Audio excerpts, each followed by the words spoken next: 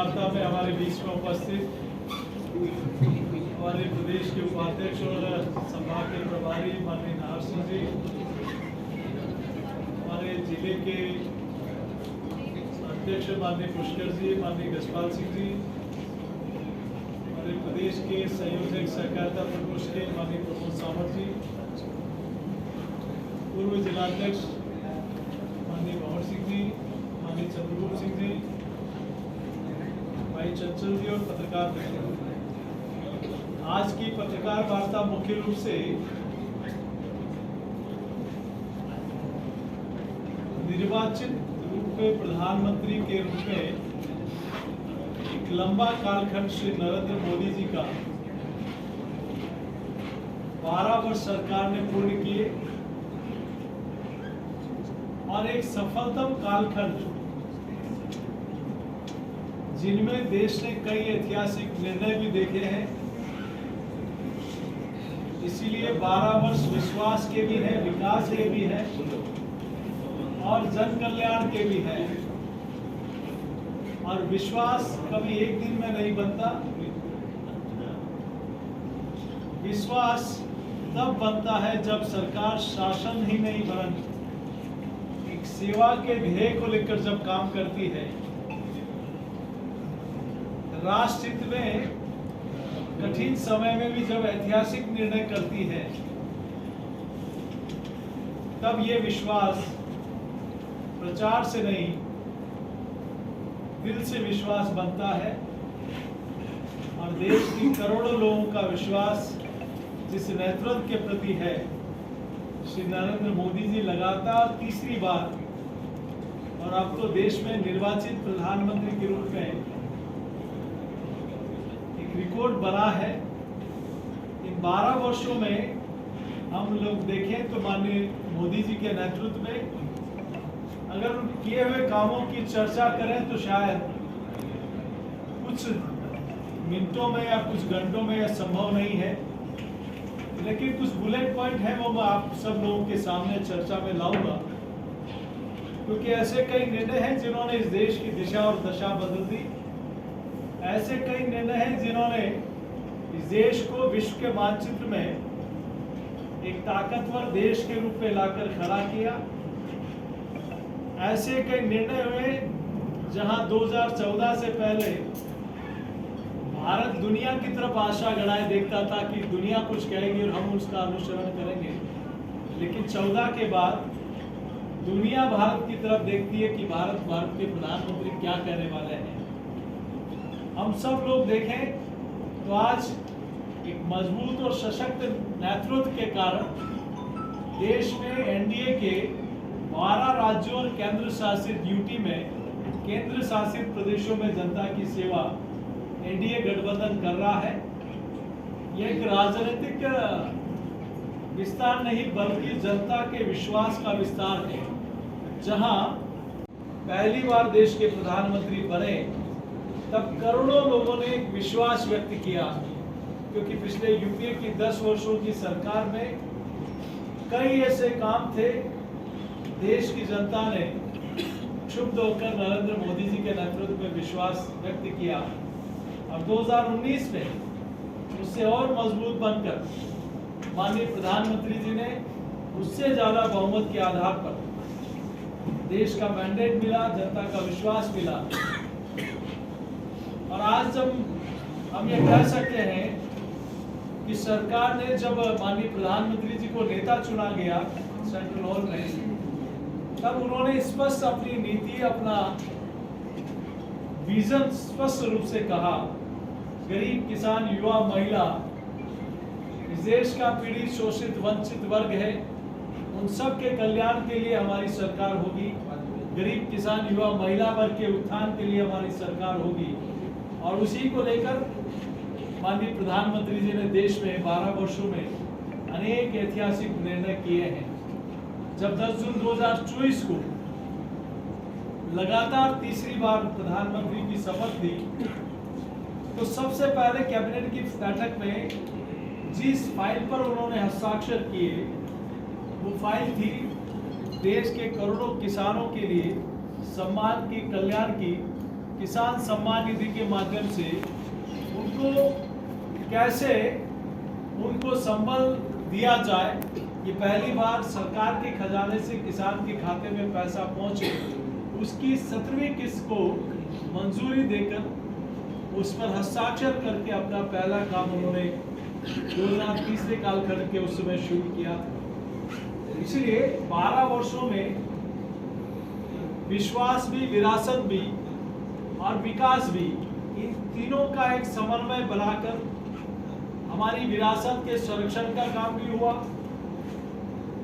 जनता का विश्वास का काम भी हुआ और समन्वय का काम भी हुआ। हमने इन 12 वर्षों में उन दोनों को साथ लेकर हमारे महापुरुषों और राष्ट्रीय प्रतीकों को इतिहास की पुस्तकों तक सीमित नहीं रखा, वरन उन्होंने जन जन तक एक चेतना फैलाकर जन जन तक पहुंचाने का काम भी किया। माननीय बाबा साहब के नाम से कांग्रेस ने वर्षों तक रोटियां सेकी, उनको लोकसभा और राज्यसभा नहीं जाने दिया, लेकिन माननीय प्रधानमंत्री श्री नरेंद्र मोदी जी ने पूज्य बाबा साहब के नाम से पंच तीर्थ बनाए, चाहे दिल्ली हो, चाहे मुंबई हो, चाहे नागपुर हो, चाहे मऊ हो, चाहे इंग्लैंड में हो, उन 5 स्थानों को डेवलप करके उनको एक पंच तीर्थ के रूप में इस देश को बनाकर एक सौगात दी। मैं सोचता हूँ भगवान बिरसा मुंडा जी की जयंती देश में जनजाति कल्याण के रूप में, जनजाति गौरव दिवस के रूप में पहली बार देश बना रहा है, क्योंकि जनजाति क्षेत्र में जो कल्याण उत्थान के लिए और विकास के लिए काम इन वर्षों में हुए हैं, वो मैं सोचता हूँ जंगलों और जनजाति संघर्षों का इतिहास, उनके बारे में किए हुए काम और उनको राष्ट्रीय सम्मान देने का आदरणीय मोदी प्रधानमंत्री जी के रूप में उनके नेतृत्व में काम हुआ है। स्टैचू ऑफ यूनिटी सिर्फ देश नहीं, दुनिया की सबसे बड़ा वो एक प्रतिमा नहीं है, बल्कि यह प्रतिमा आने वाली पीढ़ियों को ये बताती है कि एकता के कितने संघर्ष और संकल्प से निर्मित यह प्रतिमा है। उस समय देश की रियासतों के एकीकरण के लिए किस प्रकार से सरदार पटेल ने अपने विवेक का उपयोग करते हुए कैसे इस देश की एकता और एकजुटता को लेकर काम किया। हम लोगों ने कभी देश में जो राजपथ कहलाता था, आज वो कर्तव्य पथ कहला रहा है। कभी जो राष्ट्रपति भवन में मुगल गार्डन कहलाता था, आज वो अमृत वाटिका कहला रही है। कभी हमारा इंडिया गेट पर जॉर्ज पंचम की प्रतिमा लगी थी, आज नेताजी सुभाष चंद्र बोस की प्रतिमा लगी है। ऐसे ही हमारे देश के जिन्होंने इस देश की आजादी से लेकर अनेक जिन्होंने महापुरुष रहे, उनको किस प्रकार से, जैसा कहा गया कि गुलामी की मानसिकता से मुक्ति और हमारी विरासत पर गर्व, माननीय प्रधानमंत्री जी ने अपने पंच प्रण में ये संकेत दिए थे और उसी के अनुरूप हमारी सरकार ने इस प्रकार के कई ऐतिहासिक निर्णय भी किए हैं।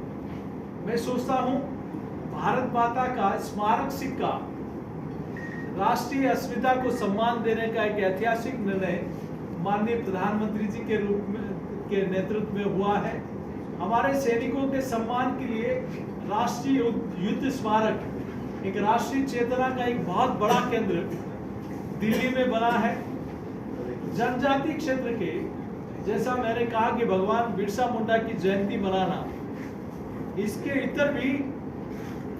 संग्रहालय, जनजाति संग्रहालय, सांस्कृतिक केंद्र, गौरवशाली इतिहास को संरक्षित और आगे बढ़ाने के लिए देश में अनेक स्थानों को ज्ञात अज्ञात जो हमारे क्रांतिकारी थे उनके नाम पर ऐसे संग्रहालय बनाने के काम भी हुए। हम सब लोगों ने देखा है कि कोविड वैक्सीन, कोविड पैंडेमिक में जिस प्रकार से भारत, इससे पहले की बीमारियों में हम लोग देखें तो जो गंभीर रोग देश में आए थे, गंभीर बीमारियां, महामारियां आई थी, चाहे पोलियो हो, चाहे उसके अलावा कई बीमारियां थी, भारत ने कभी वैक्सीन का इजाद नहीं किया, दुनिया से इंतजार करना पड़ता था, कई वर्षों इंतजार करना पड़ता था। लेकिन पहली बार भारत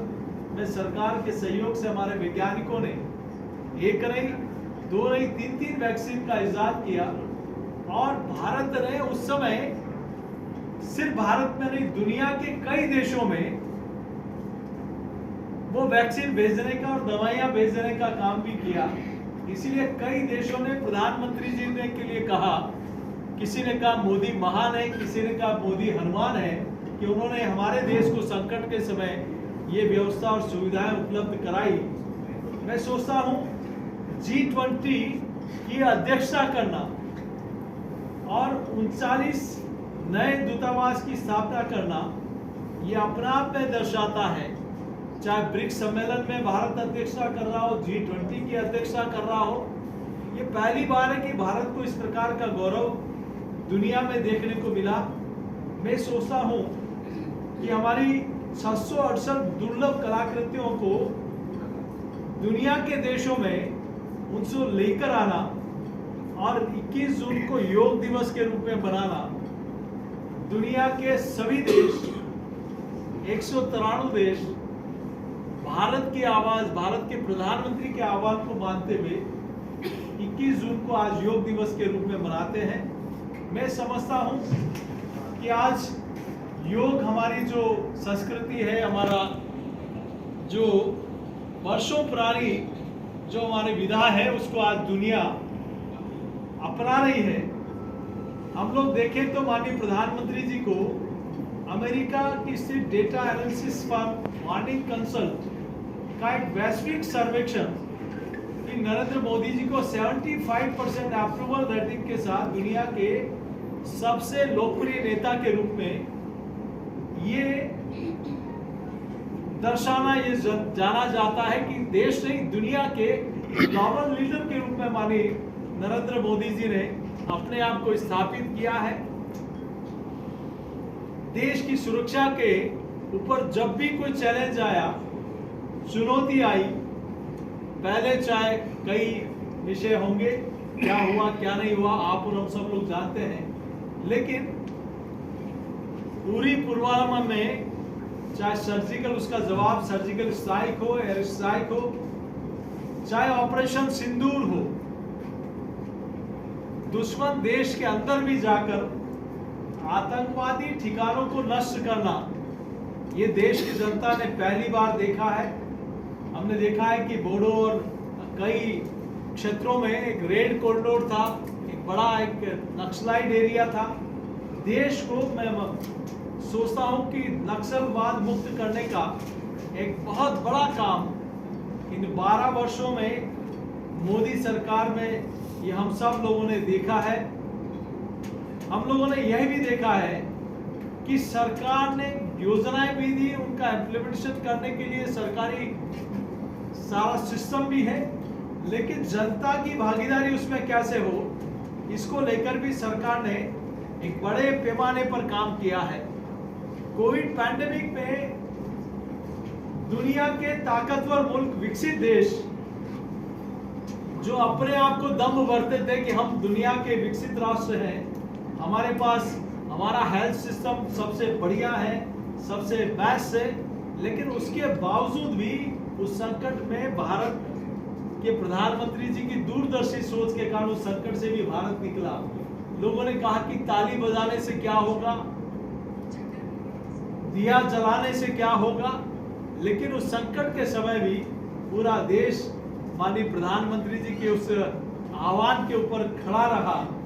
और एक मजबूती के साथ अपने आप को इसमें एकजुटता भारत ने दिखाई। देश की आजादी से लेकर अब तक राष्ट्रभक्ति की नई चेतना का एक संकल्प, आजादी का अमृत महोत्सव, हर घर तिरंगा अभियान देश ने माननीय प्रधानमंत्री जी के आह्वान ही बनता था। जब देश के प्रधानमंत्री ने लाल किले की प्राचीर से स्वच्छता अभियान के बारे में चर्चा की तो कई लोगों ने कहा कि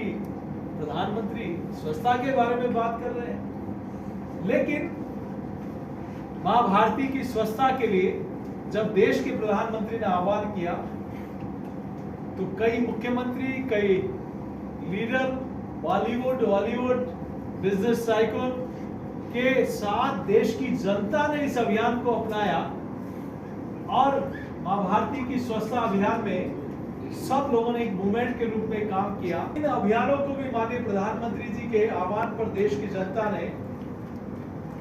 उसको समर्थन किया और उस अभियान को ताकत दी। जहां सबसे ज्यादा युवा शक्ति जिस देश के पास है, दुनिया की सबसे ज्यादा एग्रीकल्चर लैंड जिस देश के पास है, दुनिया के सबसे ज्यादा हुनर जिस देश के लोगों के पास है, तो हम लोग क्यों नहीं। और उसी का परिणाम है कि आप देखें तो दूध के उत्पादन में दुनिया के शीर्ष पर भारत चला गया, गेहूं के धान के उत्पादन में भारत टॉप पे जा रहा है, स्टील के प्रोडक्शन में, मोबाइल के उत्पादन में, रक्षा के एक्सपोर्ट, हम निर्यात में हम लोग बात करें तो 34 गुना से ज्यादा हमारा निर्यात बढ़ा है। तो ये माननीय प्रधानमंत्री जी की एक दूरदर्शी सोच के कारण हुआ है। राष्ट्र निर्माणी मिशन, नई अर्थव्यवस्था, नया भारत, नया विश्वास, इस ध्येय को लेकर माननीय प्रधानमंत्री जी ने इन 12 वर्षों की यात्रा प्रगति पथ पर अग्रसर होते हुए सशक्त, समृद्ध और सुरक्षित भारत के रूप में जो संकल्प लिया उसको आगे बढ़ाने का काम किया। ये पहले प्रधानमंत्री होंगे जिन्होंने 12 वर्षों में एक दिन भी अपने लिए कभी छुट्टी नहीं ली। अपना जीवन का एक एक पल, एक एक क्षण राष्ट्र के लिए समर्पित किया और राष्ट्र की उन्नति और प्रगति के लिए ही अपना सब कुछ न्यौछावर करते हुए, इसीलिए लोग कहते हैं कि जो 60 वर्षों में नहीं हुआ उससे ज्यादा मोदी जी के नेतृत्व में 12 वर्षों में देखने को मिला है। ये 12 साल विकास के भी हैं, विकास के भी हैं और जन कल्याण के भी है, जहां सबका साथ, सबका विकास, सबका विश्वास और सबका प्रयास, इस ध्येय को लेकर माननीय प्रधानमंत्री जी ने काम किया है। दूध को, बच्चों को पढ़ाने को, किसी बीमार को हॉस्पिटल लाने को कम समय में वो पहुंच पाते हैं। तो मैं सोचता हूँ ये अब तक का बहुत बड़ा रिफॉर्म हुआ है। जैसा मैंने कहा कि खाद्यान्न उत्पादन में भी हम लोग शीर्ष पर पहुंचे हैं। एग्रीकल्चर के लिए, फार्मर्स के लिए कई रिफॉर्म माननीय प्रधानमंत्री जी ने पिछले वर्षों किए हैं। हम लोग नेशनल हाईवे की बात करें, 1.46 लाख किलोमीटर से अधिक का नेशनल हाईवे बनाना हो और पर डे 34 किलोमीटर से अधिक राजमार्ग अभी बन रहे हैं। 14 से पहले 11 किलोमीटर प्रतिदिन था, अब 34 किलोमीटर पर डे हाईवेज बन रहे हैं। चिनाब ब्रिज, नया पंबन ब्रिज, अटल टनल, जिसकी लोग कभी कल्पना नहीं करते थे, वो भी दुनिया का सबसे ऊंचा रेलवे ब्रिज भी बना है, अटल टनल भी बनी है। कई ऐसे काम जिसको लेकर लंबे समय तक दो देश इंतजार कर रहा था। वंदे भारत, वंदे मातरम से लेकर हमारी अमृत भारत स्टेशन से लेकर वंदे भारत ट्रेन से लेकर रेलवे के क्षेत्र में हम लोग देखें तो नई रेलवे ट्रैक भी बन रहे हैं, ब्रॉडगेज का काम भी हो रहा है, इलेक्ट्रिफिकेशन का काम भी हो रहा है और डबलिंग का काम भी हो रहा है। वर्ल्ड क्लास स्टेशन भी बन रहा है, तो नए अमृत स्टेशन भी बन रहे हैं, नई ट्रेनें भी चल रही हैं। ये आज 90 से अधिक हवाई अड्डे, 60 साल में 67, 12 साल में 90, ये एक बड़ी संख्या कि हवाई चप्पल पहनने वाला भी हवाई जहाज में बैठे, इस सपना भी साकार होते हुए हम सब लोग देख रहे हैं। और हमारे इस क्षेत्र में एक एरो ब्रिज थे, 7 नए एरो ब्रिज, पहले 2 थे, अब 7 नए एरो ब्रिज बन रहे हैं। एक नया इंटरनेशनल फैसिलिटी वाला एयरपोर्ट बनकर इसी साल जनता के लिए समर्पित हो जाएगा। मैं सोचता हूँ ईज ऑफ डूइंग बिजनेस में हमारी रैंकिंग में सुधार हुआ है। हम लोग ग्रामीण डिजिटल साक्षरता में 6 करोड़ से ज़्यादा लोगों को साक्षर किया है। साथ ही ऐसे कई आयाम, चाहे पूर्वोत्तर से लेकर जहां नॉर्थ ईस्ट बॉर्डर के स्टेट, बॉर्डर के डिस्ट्रिक्ट में जहां बहुत कम विकास होता था, वहां पहला गांव समझकर, जहां अंतिम नहीं पहला गांव समझकर मोदी सरकार इस दिशा में काम कर रही है। हमारी विदेश नीति भी एक नई पहचान बनी है, जिसको हम सब लोगों ने इन 12 वर्षों में देखा है। हमारी अर्थव्यवस्था जो 11वें नंबर पर थी दुनिया में, इंटरनेशनल मॉनेटरी फंड भी ये कहता है कि भारत की अर्थव्यवस्था दुनिया की सबसे तेज बढ़ती हुई अर्थव्यवस्था में है। मैं बहुत ज़्यादा हर विषय की चर्चा नहीं करते हुए इतना ज़रूर कहूँगा कि हमारी विदेशी मुद्रा भंडार जो 77 लाख करोड़ रुपए के एक ऐतिहासिक स्तर पर पहुंच चुका है, 11 महीने की आवाज को पूरी तरह कवर करने के लिए इतना बड़ा एक हमारा विदेशी मुद्रा भंडार भी बड़ा है। तो प्रत्यक्ष कर संग्रह भी 27 लाख करोड़ रुपए 2024-25 में एक रिकॉर्ड इसका भी हम लोगों ने देखा है कि कितना बड़ा वन नेशन वन टैक्स। इसके बाद किस प्रकार से कोई जमाना था तब एक ऐतिहासिक निर्णय के लिए लोग झिझकते थे, लेकिन एक माननीय प्रधानमंत्री जी की दृढ़ इच्छा शक्ति के कारण ये निर्णय भी हम लोगों ने होते हुए देखा है। सेमी कंडक्टर मैन्युफैक्चरिंग यूनिट, हम दुनिया पर इसके लिए निर्भर थे। पहली बार भारत ने इस टेक्निक को अपनाया और इजाद किया और इस दिशा में काम करना शुरू हुआ है। मैं सोचता हूँ मोबाइल प्रोडक्शन से लेकर अनेक क्षेत्रों में भारत ने बहुत बड़े, तमिलनाडु में हमारा डिफेंस कॉरिडोर बनने से एक बड़ी संख्या में हमने 100 से ज़्यादा ऐसे उपकरण हैं, ऐसे चीज़ें हैं जो सेना के लिए, सेना में काम आती हैं, उनको हम सिर्फ यही हिंदुस्तान में बनाते हैं और आज इतनी बड़ी संख्या में हमारा एक्सपोर्ट बढ़ा है। मैं सोचता हूँ कि ये आत्मनिर्भर भारत के तक एक बहुत बड़ा 34,800 करोड़ के ऐतिहासिक आंकड़े को हमारा रक्षा निर्यात इसका हम लोग देखें तो इसकी हमारी कैपेसिटी बड़ी है। विकास देश के हर क्षेत्रों में स्वदेश दर्शन योजना के रूप में, चाहे कृष्णा सर्किट हो, स्पिरिचुअल सर्किट हो, ट्राइबल सर्किट हो, कोस्टल सर्किट हो, बुद्धा सर्किट हो, रामायण सर्किट हो, ऐसे हमारे जो आध्यात्मिक और सांस्कृतिक केंद्र हैं उनको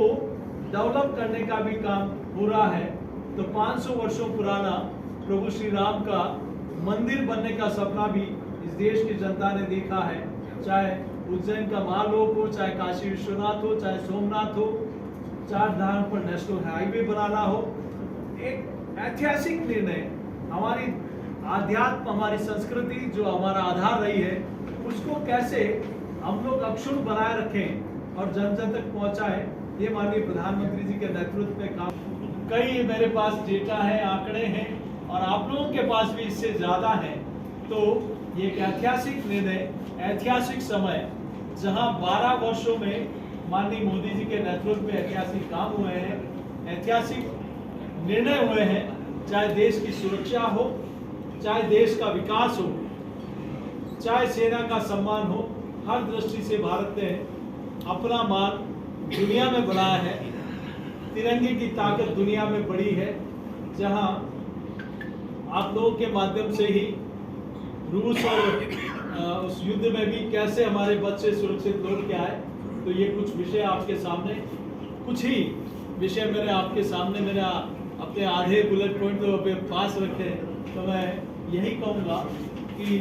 इन सारे कामों को जन जन तक पहुँचाने का भी आपके माध्यम से काम हुआ है। बस इसी विषय को लेकर आपके बीच में कुछ चर्चा करें। जनता जिसमें युवा भी है, मिनिस्ट्री भी माननीय मोदी जी के नेतृत्व में बनी है। कौशल योजना से लेकर स्कूली टाइम से ही बच्चों को। द कलर्स 18 उदयपुर न्यूज़ को सब्सक्राइब करें और हमेशा अपडेट रहिए।